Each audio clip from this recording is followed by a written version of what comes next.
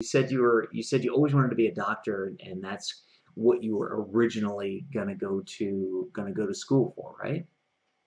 hmm Yeah. I love helping people. I'm a people pleasing kind of guy, and just seeing people smile on their face. I played collegiate soccer, so I got the sports side.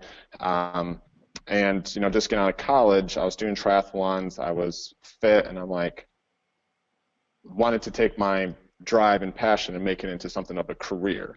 And so I was training for about 6 years in a corporate gym. I was the head trainer in Cincinnati, Ohio, for a place called Urban Active. They had 37 locations, and I liked it. It was the corporate side.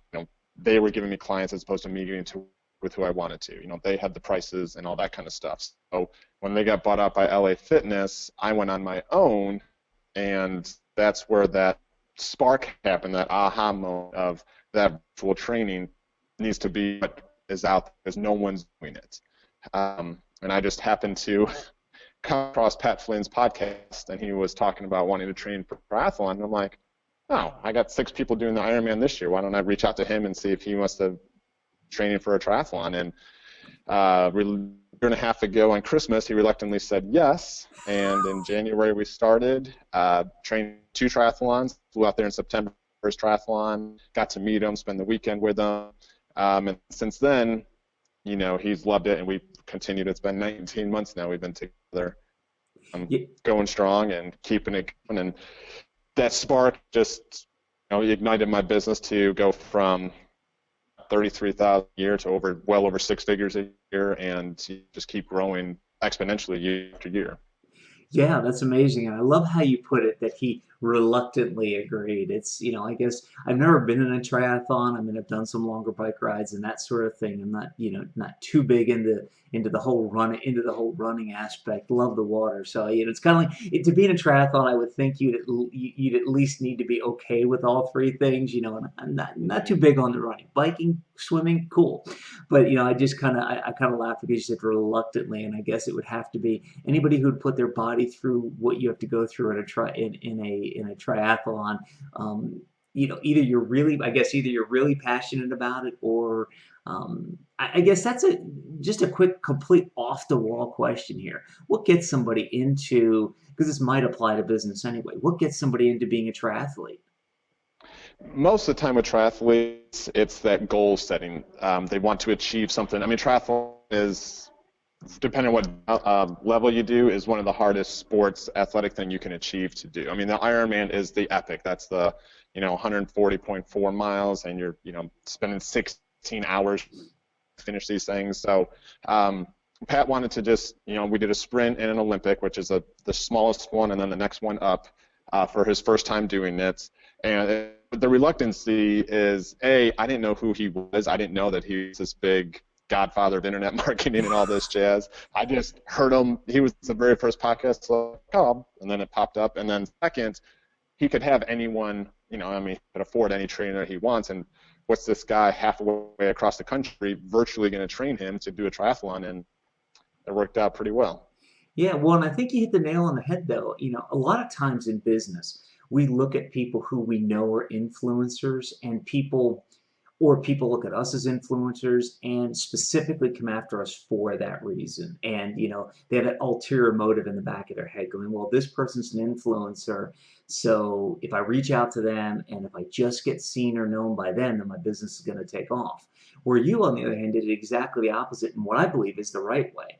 You see somebody that you know you can help, you reach out to them in the interest of helping them, and in the end stumble across the fact that wow, they're kind of big and kind of popular, and yeah, if this does work out, that things can skyrocket. So Right. I think that's one of the huge learnings. I want to go back a little bit further though, because in the beginning phase, whenever we're going through, before we hit that turning point, before we hit that success, that afterwards, people go through a lot in the beginning. Sometimes they're successful, sometimes they aren't. So before the turning point, before you had this aha to turn this into a virtual, before your mom's stroke, before you had the aha to turn this into a virtual thing, during that beginning time, what do you remember about that? Were you successful? Were you struggling? What was going on in that beginning time? The beginning time, I was yearning for knowledge, so I kept, I got one certification and I got a second one. I was quickly noticed by the director of fitness for the health gym that I was at, and I was one of the very first head trainers in the whole organization to, be in charge, do all the hiring, the firing, being the manager of the personal training department. And so my drive was there to grow and be a leader.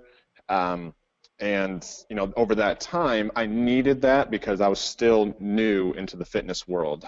Playing sports is one thing, but to take that knowledge and apply it to someone that's completely different or that's 50 years older than you and has injuries and all that kind of stuff is a different ballpark. So um, when I was in the beginning phases, it was all about knowledge, a lot of studying, and just learning my craft. So, it took me about 2 or 3 years to have covered enough diversity of people that anyone that comes in front of me, I'm 100% comfortable dealing with.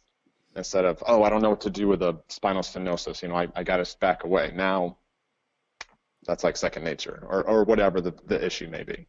Right, and that's epic, and it's what I love that you said is you were yearning for knowledge. A lot of people, especially in the culture and the climate we in, are yearning for that success. And one of my mentors, John Maxwell, often talks about you want to do what I did, you want to do what I do, but you want to do what I did to get here. Whew, I can say that way too many do's and dids in there, but it's the same thing that you're talking about. You were yearning for knowledge, and I'm sure you wanted to succeed, but you understood that if you just got the knowledge and then applied it and did it in the right way, that you would succeed. I mean, is that a fair assessment, or were you out there, pushing yourself even further, and I'll say demanding your success and your place in the business before you were actually ready? Which way did you go? I went with the first. Like even now, when I switched to the virtual training, I really didn't know much about the online world, about podcasts and webinars and all that kind of stuff. So I dove right into business books, listened to as many podcasts as I can, taking notes, slowly but surely applying them. I started with a Squarespace website, and then I transitioned to a WordPress website, and just over time doing it by myself because that's how I learn the best, and that's how when I make the mistakes, because I've made a ton of mistakes, ton of business mistakes, I grow and I succeed further because of those learnings. Yeah, exactly. I think we all have. I used to tell everybody, you don't have to worry about making mistakes with your money because I've already made all of them with my, with my own money or my own time. So from the Exactly. beginning, yeah, exactly. So from the beginning phase, is there one big learning or key point that you'd like the audience and our viewers to understand that you got out of your beginning phase? Yeah, the beginning phase that really messed me up was the shiny object syndrome, because getting into the virtual side, I was like, you know what? I'm going to host 5K charity races. I'm a fitness guy. I like to be fit. So how hard can it be to get people together to run? They do them all the time.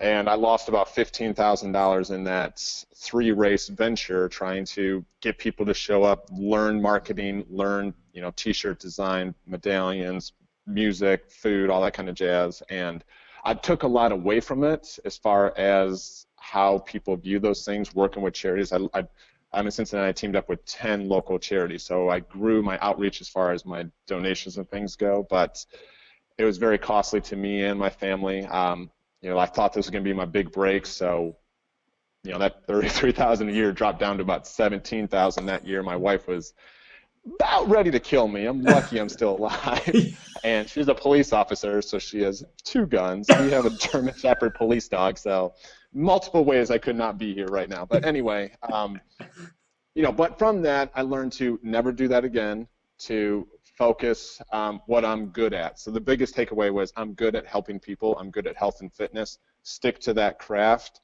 And from there, from that point forward is when my business started to grow, double every year continuously. Epic. So I think it's an epic place for us to pause for just one quick second and then go right into the turning point. To watch the rest of this epic episode now, click on the link below the video. Do it now. You'll be glad you did. Are you still here? What are you waiting for? Watch the rest of this epic episode now by clicking on the link below the video.